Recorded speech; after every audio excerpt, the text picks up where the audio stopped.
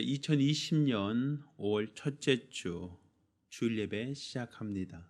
찬송가 204장 함께 찬송하며 예배를 시작하겠습니다.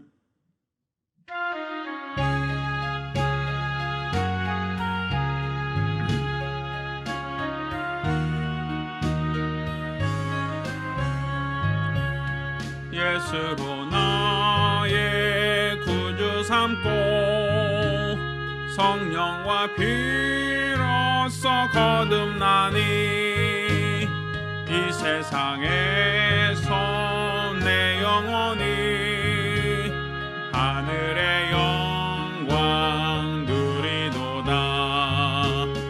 이것이 나의 간증이요 이것이 나의 찬송일세. 나 사는 동안 끊임없이 구주를 찬송하리로다. 온전히 주께 맡긴 내 영 사랑의 음성을 듣는 중에 천사들 왕래하는 것과 하늘의 영광 보리로다. 이것이 나의 간증이요 이것이 나의 찬송일세. 나 사는 동안 끊임없이 구주를 찬송하리로다. 주 안에 기쁨 누림으로 마음의 풍랑이 잔잔하니 세상과 나는 간권 없고 구속한 주만 보이도다. 이것이 나의 간증이요 이것이 나의 찬송일세. 나 사는 동안 끊임없이 구주를 찬송하리로다.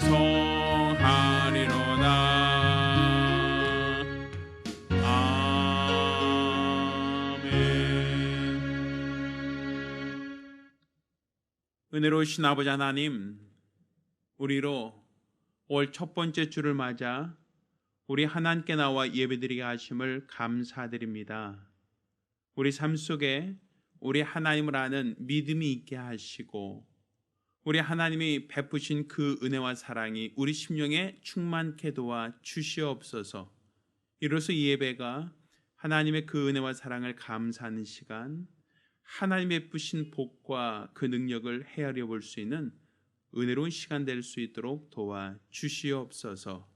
살아계신 우리 주 예수 이름으로 기원합니다. 아멘. 찬송가 30장 찬송하시며 하겠습니다.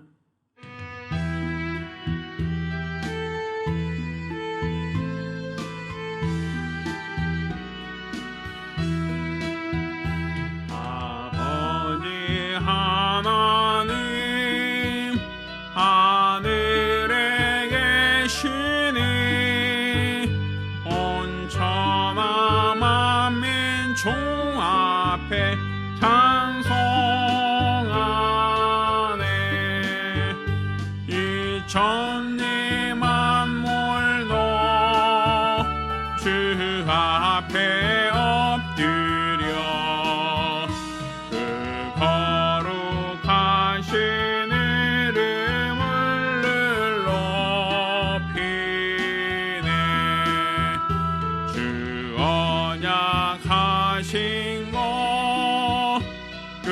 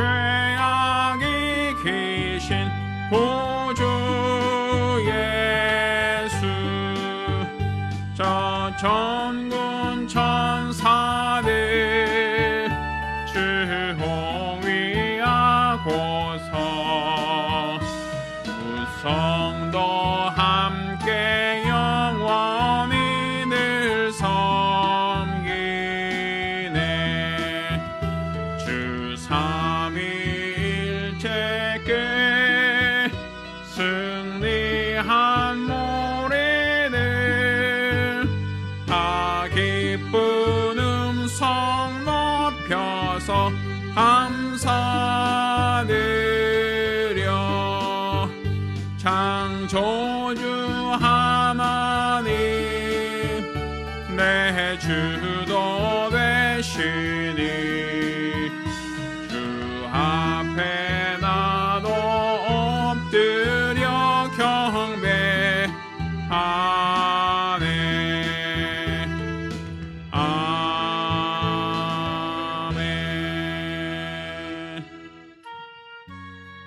우리 같이 기도합니다.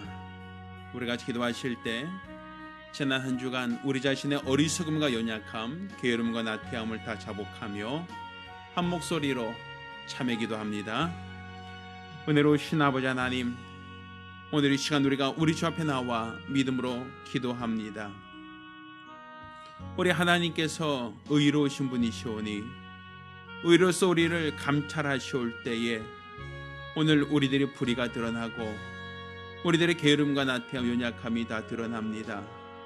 우리 하나님 앞에 자복하는 심령, 회개하는 심령으로 기도하게 도와주시고 이로써 우리 하나님이 응답하시는 거룩한 증거가 있도록, 하나님께서 역사하시는 거룩한 역사가 있도록 도와주시옵소서.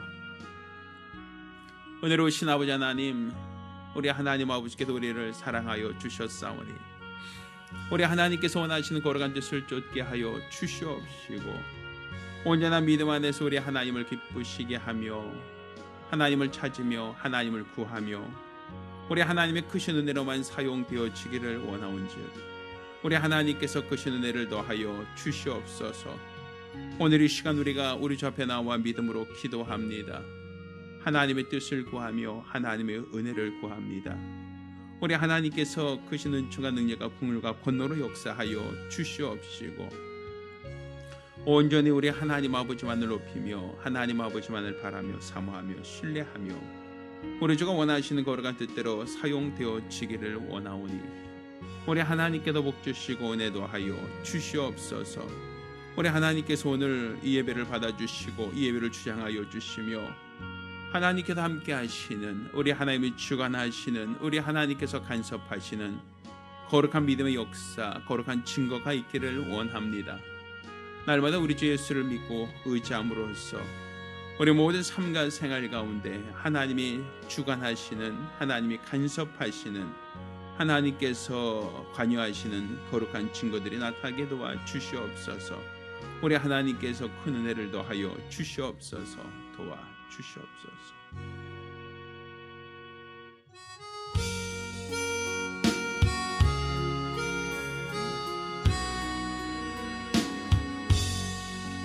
모든 영광을 하나님께, 모든 영광을 하나님께, 온 만과 뜻 다해 주 사모합니다. 모든 영광을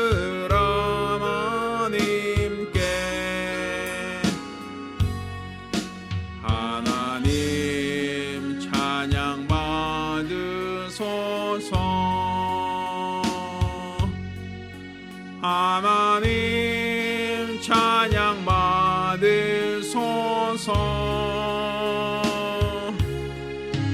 온 마음과 뜻 다해 주 찬양합니다.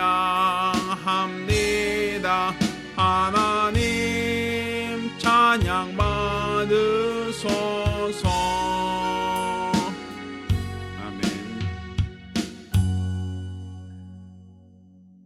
은혜로우신 아버지 하나님, 오늘 우리 주 앞에 나와 믿음으로 기도하며 또 믿음으로 예물 드리게 하심을 감사드립니다.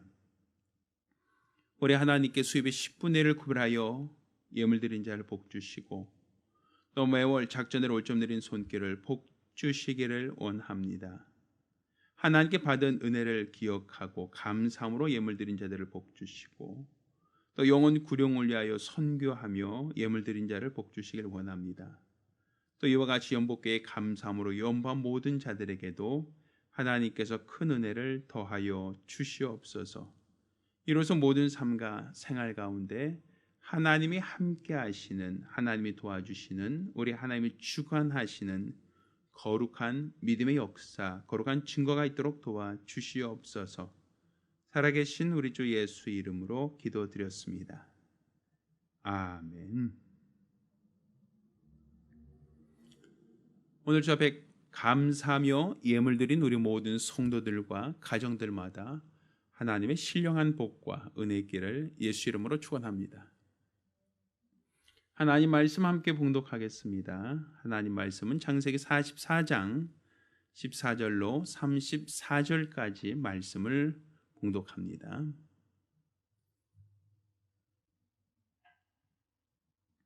오늘 함께 봉독하실 하나님 말씀은 창세기 44장 14절로 34절까지 말씀을 교독하겠습니다. 마지막 절은 같이 읽습니다. 유다와 그 형제들이 요셉의 집에 이르니 요셉이 오히려 그곳에 있는지라 그 앞 땅에 엎드리니 요셉이 그들에게 이르되 너희가 어찌하여 이런 일을 행하였느냐? 나 같은 사람이 점 잘 칠 줄을 너희가 알지 못하느냐? 유다가 가로되 우리가 내 주께 무슨 말을 하오리이까? 무슨 설명을 하오리이까? 어떻게 우리의 정직을 나타내리이까? 하나님의 종들의 죄악을 적발하셨으니 우리와 이 잔이 발견된 자는 다 내 주의 종이 되겠나이다. 요셉이 가로되 내가 결코 그리하지 아니하리라. 자니 그 손에서 발견된 자만 나의 종이 되고 너희는 평안히 너희 아버지께로 도로 올라갈 것이니라.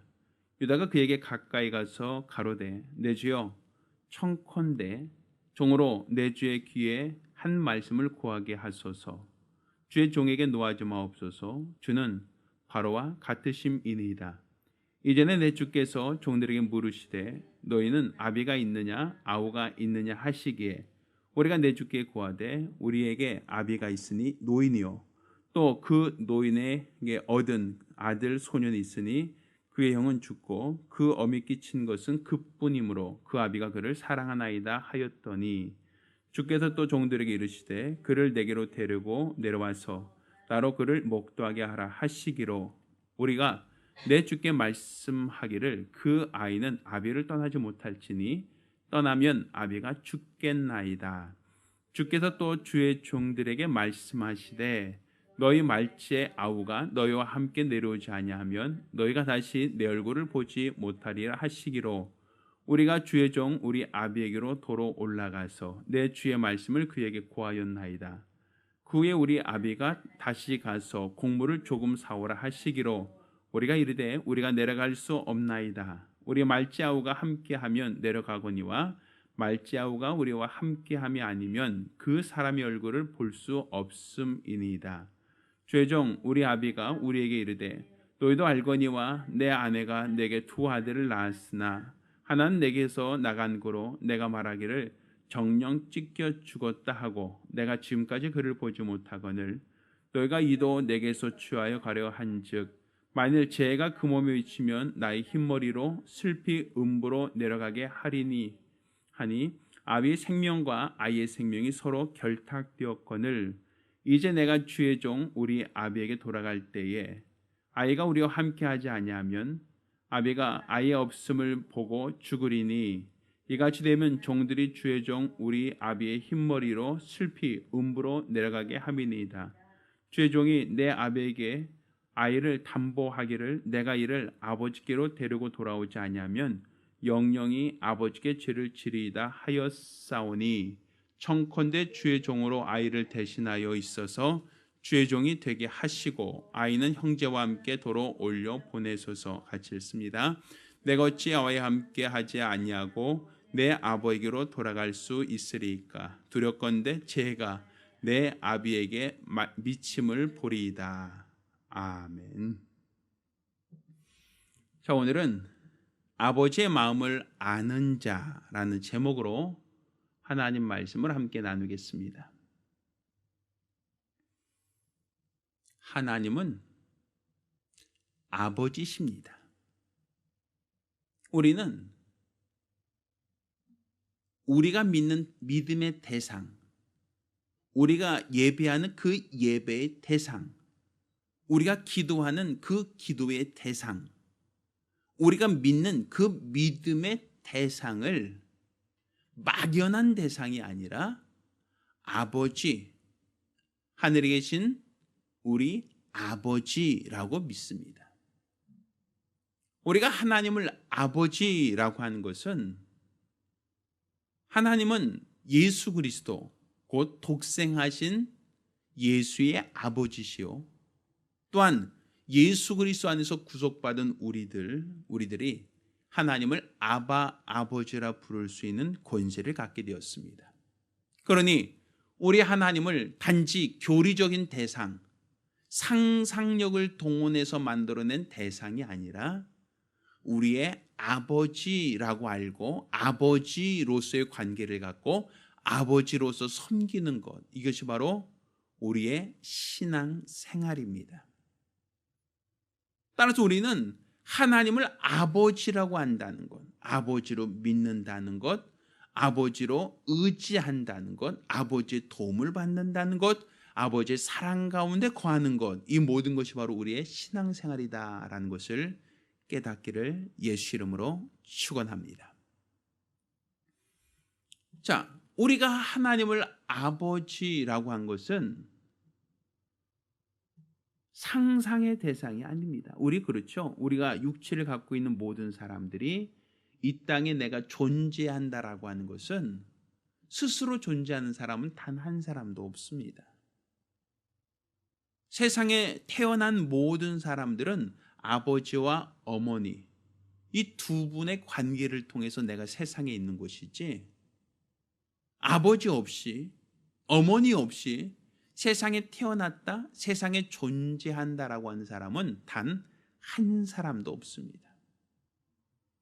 그 얘기는 다른 말로 내 부모, 내 아버지와 어머니라고 한 그 대상은 그분들이 살아있던 혹은 일찍 조실 부모로 하였든지 간에 내가 존재한다, 내가 지금 살아있다, 내가 지금 호흡한다, 내가 지금 이성을 갖고 있다라고 하는 나 자신이 실존이다라고 하는 걸 믿으신다면 나를 낳아주신 부모도 상상력의 대상이 아니라 꾸며낸 대상이 아니라 실존하는 분이시다라는 것을 우리가 알아야 합니다.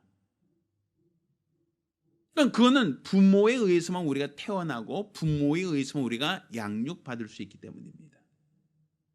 그러니까 이 아버지라고 하는 이 대상은 그래서 생물학적으로 봤을 때 우리의 근원과 같은 분입니다. 왜? 그로부터 우리가 나왔으니까. 또 그가 우리를 낳아주셨다라는 것으로만이 아니라 그가 우리를 사랑으로 보살피고 보호하고 양육하셨다라고 우리가 말할 수 있겠죠. 따라서 우리가 아버지 혹은 어머니라는 이 부모님은 상상력에서 나오는 막연한 대상이 아니라 나를 낳아주신 분, 나를 길러주신 분, 지금까지 나를 보호하신 분이시다라는 우리의 개념을 갖고 있죠.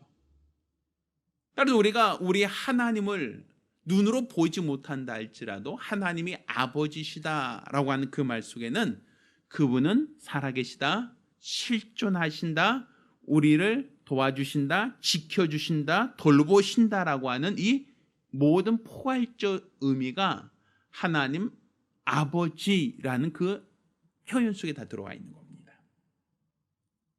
그러니 우리는 하나님을 아버지로 알고 아버지를 믿고 아버지라 부르며 아버지와 관계를 맺어가는 것, 아버지와 더욱더 친밀한 관계 속에서 아버지의 사랑을 받는 자녀된 삶을 사는 것, 이게 바로 우리의 신앙생활이고 우리가 지금 이 땅에 사는 우리의 신분이라고 볼 수 있습니다.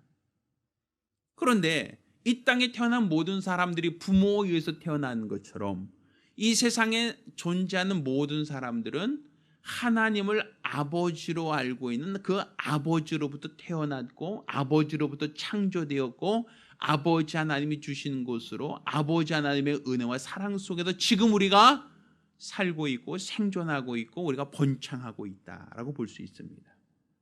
그런데 이렇게 우리는 그냥 아버지라고 하면 우리는 얼핏 그분, 아버지, 그럼 그분 하고 우리는 딱 대상이 떠오르죠.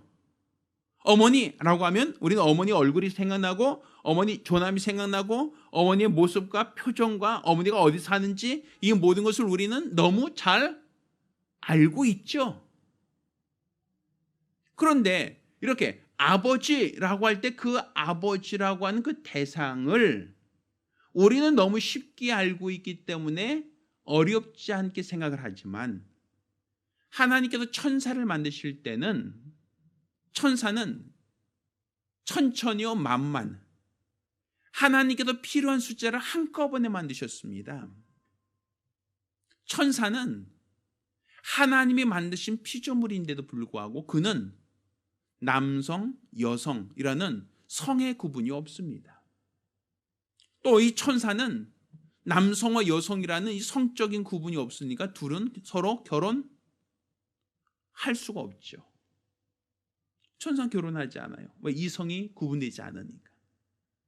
그러면 천사는 결혼하지 않는다라는 것은 천사는 가정을 꾸릴 수 있다 없다? 없다라는 것이죠. 또 천사가 가정을 꾸릴 수 없다는 것은 천사는 천사들끼리 사이에서 자식을 낳을 수 있다 없다? 없죠. 왜? 하나님께서 생육하고 번성하여 땅에 충만하라고 명하지 않고 그냥 천사들은 필요한 숫자만큼 하나님이 만드셨기 때문에 천사들은 그래서 결혼하지도 않고 또 자녀를 낳을 수도 없습니다. 그러다 보니까 천사들에게는 이 부모라고 하는 그 대상은 그들이 이해할 수 없는 대상입니다. 천사들에게 있어서는 이 부모라고 하는 그 대상, 아버지 혹은 어머니라고 하는 그 관계, 부모와 자식의 이 관계를 이해할 수가 없어요. 왜? 천사는 하나님이 처음 만드실 때부터 자녀로 만드신 게 아니라 종으로, 부리는 일꾼으로 삼으셨기 때문에 그들은 하나님을 아버지라 부를 수 없죠. 그러니 그들은 아버지와 자녀의 관계를 알 수가 없어요. 아버지가 자녀를 사랑한다, 아버지가 자녀를 희생한다라는 것을 이해할 수가 없다는 얘기입니다. 그렇지만 우리 인간들은 하나님이 첫사람 아담 때부터 그를 위하여 돕는 배필을 지으시고 그 둘 사이에서 자녀를 낳게 하셨어요. 또 그 자녀가 바로 뱀의 머리를 상하게 할 여자의 후손이다라고 말씀하셨어요. 또 이렇게 자녀를 낳는 것을 하나님은 생육하고 번성하여 땅에 충만하라, 이것을 복이다라고 하셨어요. 그러니까 자녀를 많이 낳는 게 왜 복인가? 우리는 오늘날 자녀 많이 낳는 것이 좋아요, 나빠요? 뭐 좋다 나쁘다의 개념이 아니라 힘들죠. 요즘에는 자녀가 많을수록 마치 가지 많은 나무 바람 잘 날 없다는 것처럼 그 아이들을 제대로 가르치고 제대로 먹이고 제대로 양육하려면 기회 비용이 굉장히 많이 들거든요. 그러다 보니까 요즘에는 딩크족이라고 하더라고요. 결혼을 하되 자녀 없이 그냥 우리들끼리 엔조이하게 살자, 이런 사람들이 나오고 있어요. 또 낳는다 할지라도 잘하면 한 명, 아들, 딸 구별 말고 그냥 하나만 낳아서 길러도 그것만도 대단하다라고 생각을 하죠. 그러니까 둘, 셋, 넷 이상 낳는 사람이 요즘에는 많지가 않아요. 그냥 평균적으로 친다면 하나 날까 말까 하죠. 그래서 우리나라의 어떤 인구 통계를 보면 한 가정당 한 명도 이제 안 되는 거로 제가 얼핏 알고 있어요. 자녀를 안 낳으려고 그러죠. 물론 오늘날 먹이고 입히고 가르치고 이 모든 걸 하는 데 있어서 힘드니까 하나로 취사 선택해서 집중하자라는 것을 이해는 할 수 있어요. 그런데 분명한 것은 무엇인가 하면 아버지 마음을 모른다는 거예요. 자녀를 낳지 않으면 부모가 될 수가 없어요. 부모가 되지 않은 사람은 아버지 마음, 어머니 마음을 알 수가 없어요. 자녀를 위해서 희생하고 자녀를 위하여 헌신하는 그 부모의 마음을 도무지 알 수가 없다라는 것이죠. 우리는 성경에 하나님이 세상을 이처럼 사랑하사 독생자를 주셨으니라고 표현하죠. 우리가 너무 잘 알고 있는 이 말씀 속에는 하나님이 세상을 이처럼 사랑하사 독생자를 주셨다. 여기서 말한 독생자는 그를 희생 제물로 주셨다라는 얘기입니다. 아니 얼만큼 세상을 사랑하기에 하나밖에 없는 독생자를 십자가 그 형틀에 내려놓을 수 있겠는가?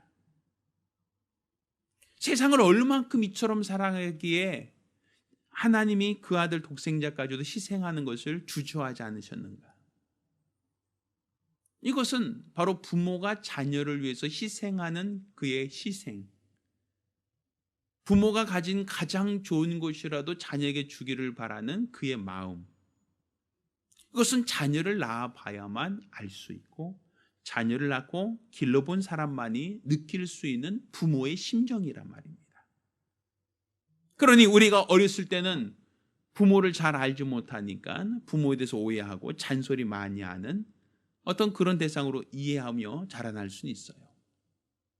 그렇지만 그런 자녀가 나중에 결혼하여 자식을 낳게 되면 그제서야 부모의 마음을 이해하고 깨달을 수 있지 않겠습니까? 하나님께서 이렇게 천사와는 다르게 인간은 결혼하게 하고 인간은 거기서 자녀를 낳게 하셨던 그 이유가 무엇입니까? 태어날 때는 부모가 있다는 걸 알게 하고 내가 자라나는 과정 속에서 부모의 은혜로 자라났다는 것을 깨닫게 하는 것이고 또 그가 나중에 장성하여 결혼한 이후에는 그 부모의 심정, 부모의 마음, 부모의 사랑, 부모의 희생을 느껴보라는 거예요. 하나님이 이렇게 우리 인간에게 자녀를 낳고 기르는 그 과정 속에서 부모와 자녀의 관계를 알게 하셨단 말입니다. 이것을 성경은 하나님의 비밀이라고 얘기하는 거예요. 천사들은 결혼도 하지 않고 자녀를 낳지 않으니 그들에게는 비밀이 되는 것이고 알 수가 없다는 얘기입니다. 결혼을 하고 자녀를 낳아본 사람만이 부모가 누군지를 알 수 있고 또 부모가 돼본 사람만이 자녀가 얼마나 사랑스러운 존재인가라는 것을 깨달을 수 있다라는 것이죠. 따라서 결혼한 사람만이 부모가 될 수 있고 결혼한 사람만이 자녀를 사랑하는 하나님의 은혜와 그 사랑을 깨달을 수 있다라는 거예요. 그러니 우리는 하나님을 그냥 막연한 대상이 아니라 우리의 아버지로 알고 아버지로 섬겨야 할 터인데 이렇게 하나님을 막연한 대상이 아니라 아버지로 알고 그 아버지의 은혜와 사랑을 알기 위해서는 우리가 이 땅에서 육체의 부모가 있어 보고 또 나 스스로가 장성하여 육체의 부모가 되어 보아야만 하나님을 더 알 수 있다. 하나님의 그 은혜와 사랑을 더 깊이 깨달을 수 있다라고 볼 수 있는 겁니다. 오늘 우리가 읽은 이 본문에는 유다라는 사람의 이야기가 나와요. 근데 이 유다라는 사람을 우리가 보면 마태복음에 예수님이 오시는 그 길, 예수님께서 이 땅에 말씀이 육신을 입고 나타나신 그 길에 유다라고 하는 믿음의 사람의 이야기가 나옵니다. 유다는 다말에게서 베레스와 세레를 낳았다라고 하는 표현이죠. 여기서 말하는 유다는 시아버지고 다말은 그의 며느리였습니다. 그러면 시아버지와 며느리 관계에서 태어난 베레스와 세레, 사라, 그 두 손자라고 해야 되나요? 아들이라고 해야 되나요? 그 둘의 자녀들이 어떻게 예수가 오시는 길, 예수가 오시는 첩경, 예수가 오실 수 있는 그 길목이 될 수 있겠는가, 징검다리가 될 수 있겠느냐라는 거예요. 마태복음 1장에 나오는 예수님의 족보는 다 믿음의 사람들이라고 볼 수 있지 않습니까? 그러면 유다가 어떠한 믿음을 갖고 있었다라고 볼 수 있겠습니까? 우리가 잘 알고 있는 것처럼 유다는 가나안 여인과 결혼했습니다. 그리고 또 그 가나안 여인과의 관계에서 세 아들을 낳았죠. 그 세 아들을 그렇지만 하나님은 첫째 아들과 둘째 아들을 다 멸하셨고 또 며느리 하나 남았는데 유다가 셋을 주지 않으니까 그 막내를 주지 않으니까 다말이 유혹하여 시아버지와 관계를 맺었다라고 하는 얘기 아닙니까? 그 이야기 속에서 우리는 믿음이라는 것을 찾아보기가 참 어려워요. 유다라는 사람이 과연 믿음이 있는 사람인가라는 것조차도 우리는 의심이 되죠. 그런데 어떻게 예수님이 오시는 그 길로 첩경으로서 하나님은 유다를 기억하셨느냐라는 거예요. 유다의 그 무엇이, 유다의 그 어떤 것이 하나님으로 유다를 기억하게 하는 이유, 하나님이 유다를 사용하시는 그 이유가 되었겠는가라는 거예요. 오늘 우리가 읽은 이 본문은 요셉이 그 형들에 의해서 애굽으로 팔린 이후로 그가 애굽에서 여러 해 동안 종살이도 하고 또 죄수도 되고 여러 가지 삶의 우여곡절을 많이 경험하죠. 그러다가 바로의 꿈을 해몽함으로써 애굽의 총리가 되었습니다. 그리고 애굽의 총리가 돼서 7년간의 풍년과 7년간의 흉년을 준비케 하죠. 자, 그러던 여정 속에 애굽과 그 애굽에 있는 그 인근에 다 7년간 흉년이 때에 야곱과 그의 가족들도 먹을 것이 없어서 애굽에 곡식을 사러 내려왔습니다. 근데 요셉은 그 형들을 알아보고 그 형들을 시험합니다. 왜? 자기가 형들에 의해서 왕따를 당했으니까. 배달은 그 형들에 의해서 자기가 죽을 뻔했으니까. 배달은 그 형제들이 자기를 종으로 팔아서 애굽에 종살이 했었으니까. 그러니까 요셉은 형들을 어떻게 시험합니까? 저가 또 배달은 동생 베냐민도 그렇게 왕따를 시키고 그렇게 미워하고 나처럼 힘들게 하면 어떻겠는가라고 걱정이 된 거예요. 그래서 요셉은 자기 신분을 숨기고 형들을 시험합니다. 형 10명이 애굽에 곡식 사러 내려오니까 너희 가족과 형제를 묻고 막내 동생을 데려오지 않으면 너희가 스파이다 라고 누명을 씌웁니다. 결국 그 10명의 형들은 곡식을 또 얻기 위해서 애굽으로 내려올 때 아버지를 설득해서 베냐민을 데리고 내려옵니다. 그러니까 요셉은 그들이 자기 형제들인 것을 뻔히 알지만 또다시 시험을 하죠. 그 시험은 요셉이 아끼는 은잔을 베냐민 자루에 넣어서 보낸 겁니다. 그리고 자기 고향으로 돌아가는 이 일행을 애국 군대들이 뒤쫓아가서 주인의 은잔을 도적질했다라는 누명을 씌웁니다. 그래서 베냐민이 잡혀오죠. 요셉 말합니다. 자, 이 중에서 내 은잔을 훔쳐간 자는 내 평생 나의 종이 된다라고 얘기해요. 결국 그 베냐민은 자기가 갖고 있는 짐 중에서 은잔이 나왔기에 영락없이 그는 죄인이 되었어요. 또 죄를 졌으니 그는 평생 죽을 때까지 요셉의 종이 되어야 돼요.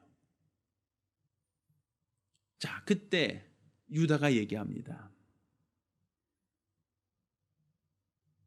그가 요셉이라고 하는 그 총리를 자기 동생이라는 생각은 꿈에도 못한 상태로 자기 베냐민, 그 배다른 형제를 위해서 유다가 요셉에게 청하죠. 나에게 배다른 두 형제가 있었는데 하나는 미리 죽고 하나 남았습니다.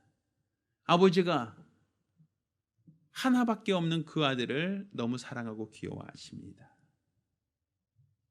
그런데 만약에 그 막내가 아버지께 돌아가지 않으면 우리 아버지는 너무 슬퍼서 아들을 잃은 그 슬픔이 너무 커서 아마 우리 아버지는 아마 돌아가실 줄 모릅니다 라고 얘기하죠. 그러면서 얘기합니다. 우리 아버지의 생명과 내 막내 동생의 생명이 연결되어 있습니다. 막내 동생이 안 올라가면 아버지가 심히 크게 슬퍼하고 괴로워할 터이니 막내 아들은 올라가게 해주세요. 대신 내가 막내 아들 베냐민이 지은 죄값을 내가 치르겠습니다. 나 하나는 안 올라가도 아버지가 괜찮아요. 왜? 아버지는 누굴 더 사랑하니까? 베냐민을 편애하고 있으니까. 그럼 유다 입장에서 볼 때는 예전에 야곱이 요셉을 그렇게 편애하는 것을 보고 시기했잖아요. 질투했잖아요. 그런데 지금 막내 아들 베냐민만 아버지가 사랑하고 품에 안고 절대로 그를 놓치지 않는다는 것을 유다가 알고 있어요. 그러면 또 예전처럼 시기가 나고 질투가 나서 그 쌤통이다. 너 이렇게 벌 받을 줄 알았어? 라고 베냐민을 내팽개치고 가야 되는데, 근데 유다는 그렇게 말하지 않아요. 아버지가 베냐민만 사랑하고 나를 사랑하지 않는다는 걸 알아요. 베냐민이 죄를 졌으니까 저가 죄값 받고 처벌 받는 거 당연해요. 그리고 나는 죄 안 졌으니까 당연히 편안히 아버지께 돌아가도 무방해요. 그런데 유다는 그렇게 말하지 않습니다. 유다는 내 아버지가 막내 아들을 사랑합니다. 우리 많은 형제 중에서 막내 아들, 저 아들만 더 사랑합니다. 그러니 만약 막내 아들이 못 올라가면 우리 아버지가 심히 슬퍼하고 괴로워요. 죽을 것 같으니까. 막내 아들을 풀어주시고 대신 내가 뭐 하겠습니다? 종이 되겠습니다. 동생이 받을 죄값을 내가 짊어지겠습니다. 그 얘기는 평생 종으로 산다는 얘기예요. 평생 아버지께 돌아갈 수 없게 된다는 얘기죠. 자, 이것이 바로 성경에 나오는 유다 이야기예요. 왜 성경에 유다라는 사람이 예수의 조상이 될 수 있었는가? 그는 자기 형제, 죄를 지은 베냐민을 대신하여 내가 죄의 인이 되겠습니다. 누굴 위해서? 아버지를 위해서. 베냐민이 잘못했지만, 그렇지만 그 죄값을 내가 짊어지고 내가 종살하겠사오니 내 동생을 편안하게 아버지 집으로 돌려보내주세요 라는 얘기. 자, 누구 얘기랑 똑같죠? 그렇죠. 예수 얘기가 거기서 나오죠. 유다의 모습 속에도 보면 예수가 보이지 않습니까? 자, 죄는 누가 지었습니까? 예수님이 죄를 지은 겁니까? 아니면 우리 인생들이 죄를 지은 겁니까? 우리가 죄를 지었죠. 그럼 죄를 지었으니까 누가 죄의 싹은 사망이다. 누가 죽어야 됩니까? 누가 죄값을 치러야 됩니까? 범죄한 우리가 죄를 지었으니 그 죄값을 우리가 짊어지는 게 마땅하죠. 그런데 하나님이 세상을 이처럼 사랑하셨어요. 우리가 죄를 지었음에도 불구하고 허물이 있음에도 불구하고 하나님이 우리를 끝까지 사랑하셨단 말입니다. 그러니까 예수는 아버지가 우리를 사랑하는 그 사랑을 아는 거예요. 하나님께서 나를 이 땅에 말씀이 육신이 되어 이 땅에 보내신 이유가 그 이유가 뭐 때문이다? 세상을 이처럼 사랑하기 때문이다라는 걸 예수는 안단 말이에요. 죄를 지었지만 하나님이 그 죄인까지도 사랑하는 그 아버지의 사랑을 예수는 알고 있어요. 그래서 예수께서는 죄를 지은 우리를 아버지께로 돌려보내기 위해서, 죄를 지은 우리가 심판받고 죄를 지은 우리가 형벌받고 죄를 지은 우리가 영원한 멸망에 빠지는 걸 원하지 않았어요. 비록 우리가 죄를 지었다 할지라도 아버지께로 돌아가는 것을 우리 하나님 아버지가 원하신다는 것, 하나님 아버지께서 그것을 기다리고 있다는 것을 아들이 알고 있단 말입니다. 그러니 예수님께서는 죄인을 위해서 그가 희생하셨죠. 그런데 죄인을 위해서 희생하신 그 이유가 뭐 때문입니까? 아버지여, 내게 이 잔을 옮겨주옵소서. 그렇지만 내 원대로 마옵시고 아버지의 원대로 되기 원합니다. 곧 예수가 마시고자 하는 그 고난의 잔이 무엇입니까? 죄 없는 자로서 죄인으로 십자가에 못 박혀 죽어야 한다는 거예요. 그런데 그게 아버지가 원하시는 거라는 얘기죠. 내가 우리를 위해서, 그러니까 예수께서 우리 죄인을 위해서 대신 죽어서 우리로 아버지께로 돌아가게 하자. 자, 유다 얘기랑 같죠? 유다도 막내 동생이 죄를 지었는데 또 그 죄로 인하여 애굽의 종으로 팔려야 되는데, 그런데 유다는 죄를 지은 범죄한 막내 아들을, 막내 형제를 위해서, 베냐민을 위해서 내가 대신 희생하겠습니다. 내가 종이 되겠습니다. 내가 평생을 종으로 살겠습니다. 라고 그렇게 자신을 내어놓는 거예요. 네, 누구를 기쁘시게 하려고? 아버지를 기쁘게 하려고. 내 아버지가 슬퍼하지 않게 하려고. 내 아버지가 그 아들로 인하여 괴로워하지 않도록 하기 위해서 내가 희생당하고 내가 죽을지언정 내 아버지를 위하고 내 아버지를 사랑하고 내 아버지를 공경했단 말입니다. 그러니까 하나님이 그 모습을 본 거예요. 왜? 그 모습 속에서 누구 모습 보이니까? 예수의 모습이 보이니까. 장차 우리를 위해서 대신 죽어야 할 그 아들, 독생하신 예수의 모습이 그 안에서 보일 수 있단 말이에요. 그래서 하나님은 유다를 예수가 오시는 길, 그 첩경으로 삼으시는 거예요. 그가 비록 여러 가지 죄와 허물이 있고, 그가 비록 가난한 여자와 결혼했고, 거기서 태어난 아들들 하나님의 진노를 받아 다 죽었고, 결국 그가 사람들 모두가 손가락질할 만큼 며느리와 관계를 통해서 자식을 낳았지만, 어떻게 본다면 사람들 모두가 손가락질하고 비웃고 조롱할 만한 그런 사람이었지만, 그 모든 것들을 다 커버하고도 남을 만큼, 상쇄할 만큼 뭐가 있었다? 유다에게는 아버지의 마음을 알고 아버지를 위하고자 하는 마음이 있었다는 거예요. 그게 바로 예수의 마음이에요. 너희 안에 이 마음을 품으라 곧 그리스도 예수의 마음이니 라고 되어 있죠. 그러니까 지금 우리가 하나님 아버지, 그분을 아버지라고 아는 것, 하나님을 아버지라고 부르는 것, 하나님을 아버지라고 인정하는 것, 이것만이 우리의 신앙이 아니란 말입니다. 지금 우리가 하나님이 나의 아버지라는 것을 알고 하나님이 나의 아버지라는 것을 믿으신다면 그가 우리를 얼만큼 사랑하시는가라는 것도 우리는 알고 믿어야 돼요. 또 하나님 아버지가 하나님이 우리의 아버지라는 것을 믿고 하나님이 나의 아버지라는 것을 신하는 그 믿음이 우리 안에 있다면 우리는 하나님 아버지를 어떻게 하면 기쁘시게 할까? 내가 어떻게 신앙생활하는 것을 아버지를 기쁘시게 하는 것인가라는 것을, 그것을 알아야 된단 말입니다.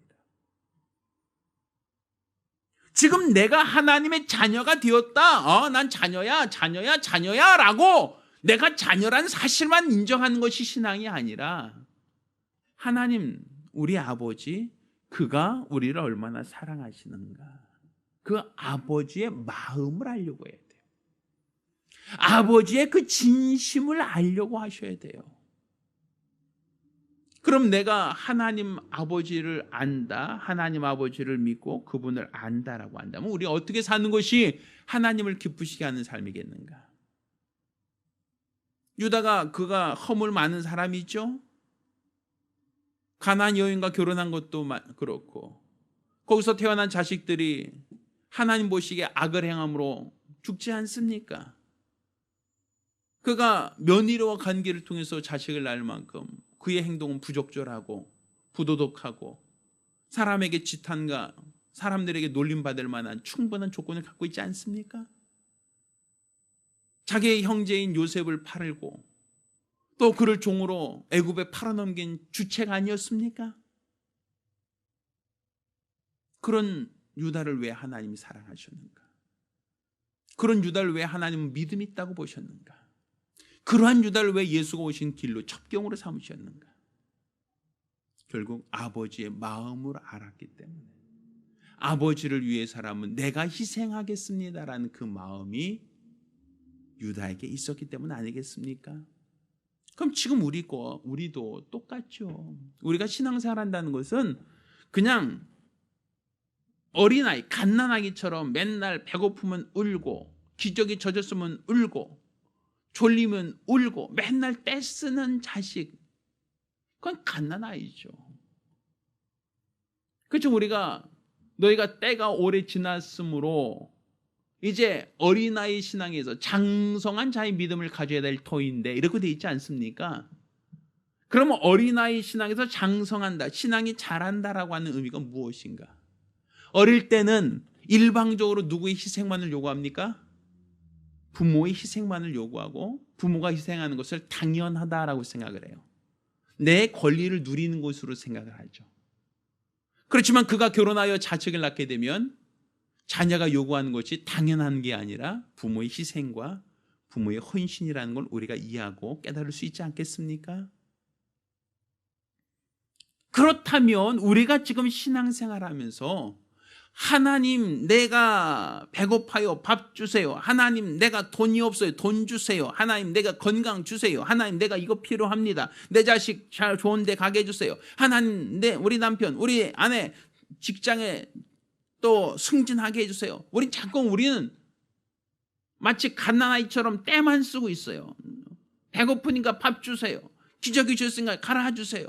졸리니까 재워주세요. 계속 우리는 뭔가 원하는 것만 가지고 하나님의 일방적인 희생과 하나님의 일방적인 헌신만 요구하며 이것도 주세요, 저것도 주세요, 이거 채워주세요. 우리는 언제까지나 어린아이와 같이 떼쓰는 신앙생활을 하면서 우린 그것이 하나님과 우리의 관계라고 생각하지만 그건 어린아이 시장이란 말이에요.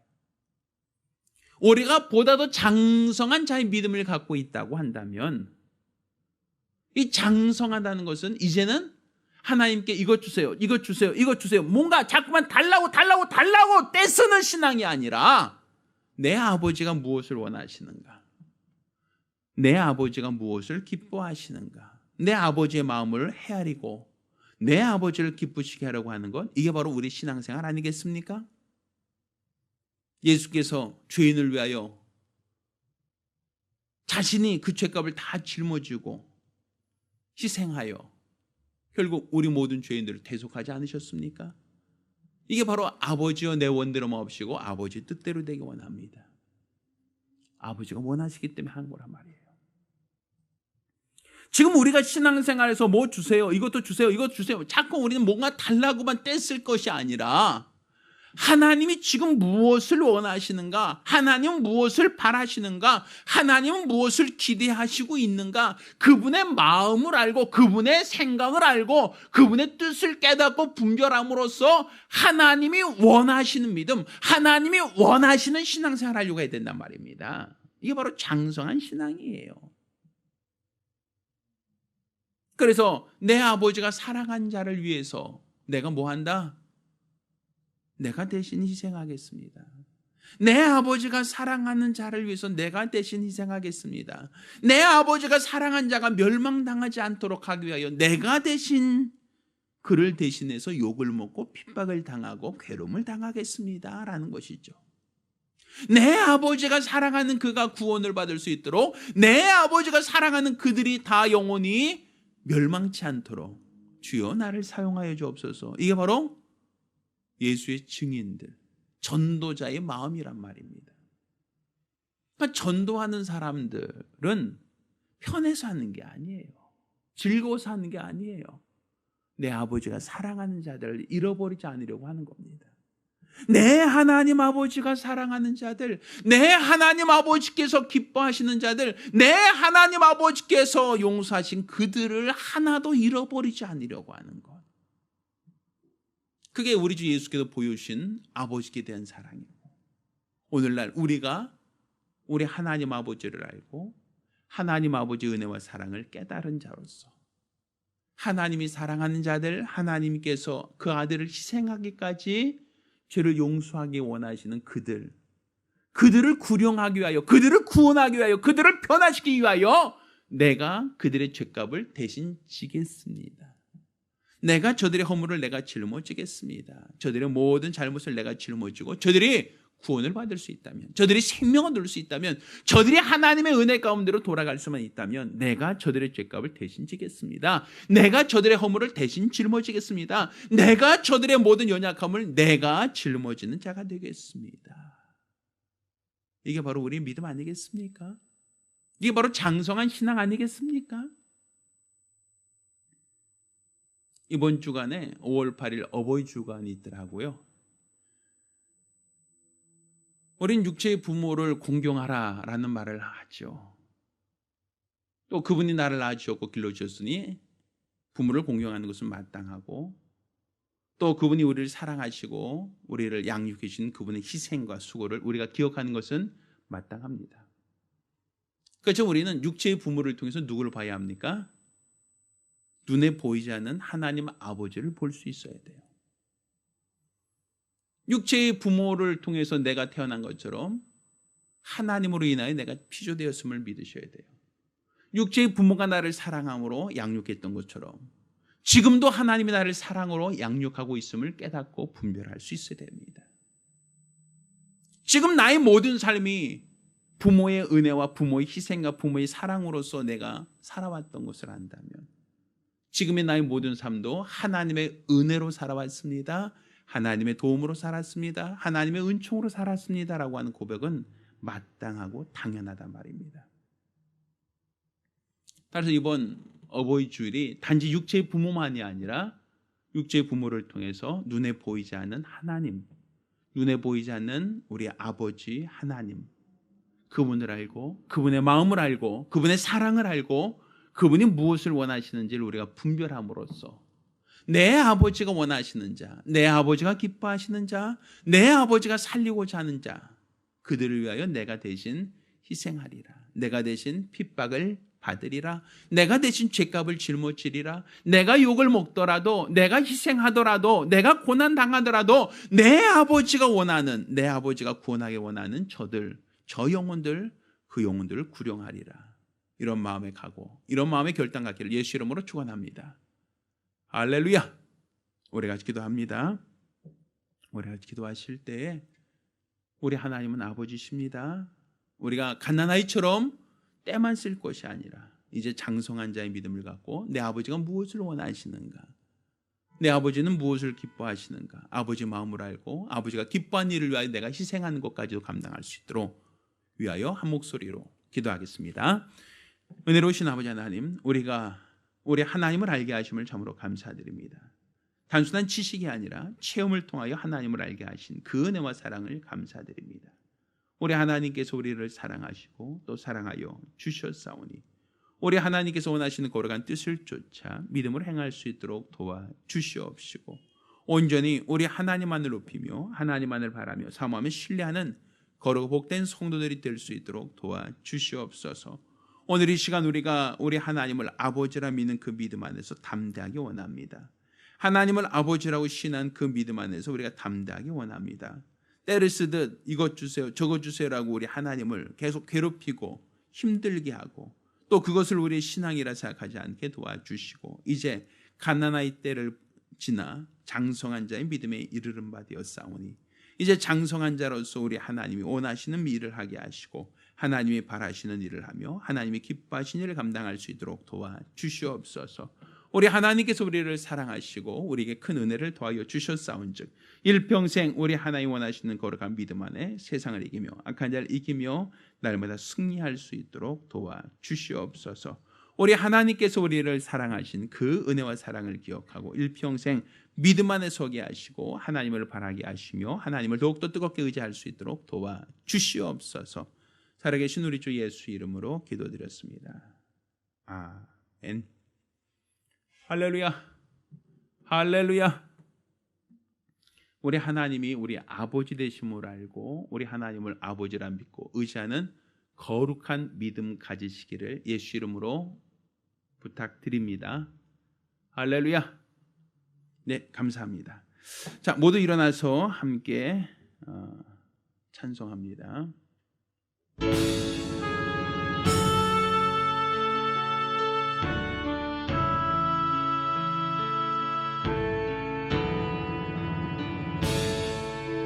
할렐루야.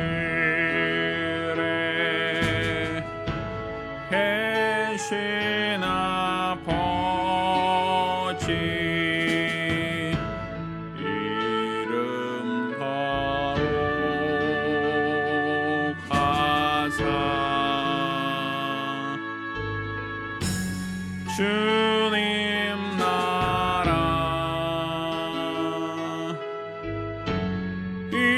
임하시고 뜻이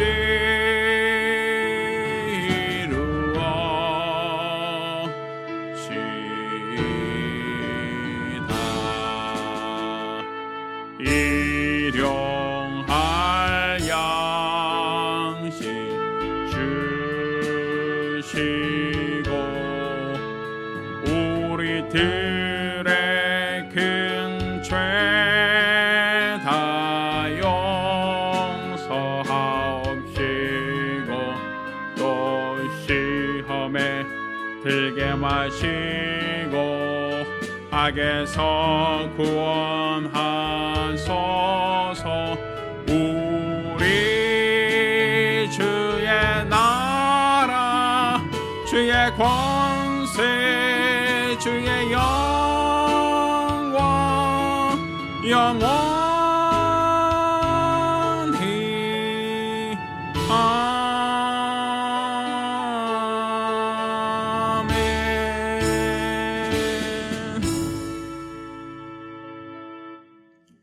이제는 우리 주 예수 그리스도의 은혜와 아버지 하나님의 극진하신 사랑과 보혜사 성령님의 교통하시고 역사하심이 오늘이와 같이 우리 하나님 아버지 뜻을 깨닫고 분별하여 일평생 아버지가 원하시는, 아버지가 바라시는, 아버지가 기뻐하는 거룩한 영적 생활하기로 결심한 우리 모든 성도들과 가정들을 위해 이제로부터 영원까지 함께 있을지어다. 아멘.